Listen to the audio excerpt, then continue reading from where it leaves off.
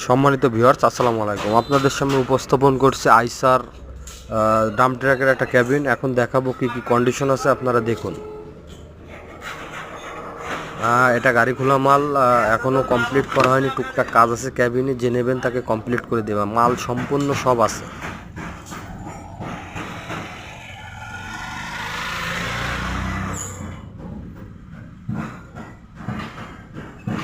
সুন্দর করে ভিডিওটা দেখবেন। আমি যতটুকু সম্ভব দেখানোর চেষ্টা করতেছি আপনাদের।